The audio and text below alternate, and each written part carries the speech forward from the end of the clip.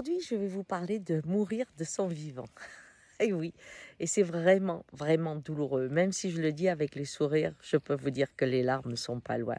En effet, ce sont des épreuves où on est à peu près tous soumis, d'une façon ou d'une autre. Ça peut être dans un couple, hein, où au moment de se séparer, alors qu'on a eu des années heureuses, l'autre va dire: mais je me suis toujours ennuyé avec toi, etc. C'est-à-dire que pour partir, euh, celui qui s'en va ou celle qui s'en va a effacé les bons moments.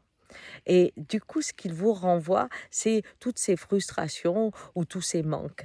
Et vous vous demandez si les bons moments ont existé parce que la sincérité de ce qu'il dit, la vibration est terrible pour vous. Car la personne qui s'en va y croit. Elle a réagencé sa vie et elle y croit. Ce qui fait que vous vous trouvez avec quelqu'un de bonne foi qui vous dit quelque chose de faux. Et là, vous êtes terrassé car il a effacé de son vivant les traces de votre union qui était belle. Mais on peut le retrouver pour un traumatisme. Quelqu'un qui a abusé ou violé et qui, avec le temps, déteste ce qu'il a fait, va à un moment l'effacer.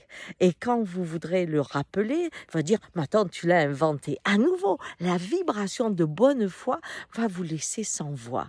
On peut aussi avoir un père, une mère, un frère ou une sœur qui réécrivent leur histoire à un moment donné. Des fois, en vieillissant, on a besoin que son histoire soit puissante, qu'on a été fort ou autre. Et donc, dans ces cas-là, l'aide que l'on a reçue, eh bien, elle va s'effacer et dire: j'ai fait, j'ai fait, j'ai fait. Et celui qui a aidé se retrouve exclu à nouveau du passé, de la mémoire de celui qui est là et qui a besoin de s'inventer un passé où il est fort. Et là, c'est à nouveau le désarroi. Pourquoi ce désarroi? Parce que ce sont des liens d'amour. Et du moment que ce sont des liens d'amour, le doute de la réalité partagée fait que vous pouvez commencer à douter que vous avez été abusé, à douter que vous avez été réellement aimé, à douter que vous avez vraiment participé à une action. Vous pouvez être ébranlé parce que la vibration que vous recevez est une vibration honnête. Ah, c'est fou, hein, ce que je dis. Alors, qu'est-ce qu'on fait dans ces cas-là, après avoir pleuré, après avoir été terrifié? Il faut trouver des témoins. Je vous assure, on a besoin de personnes qui disent: est-ce que tu étais là? Est-ce que c'était comme ça avant?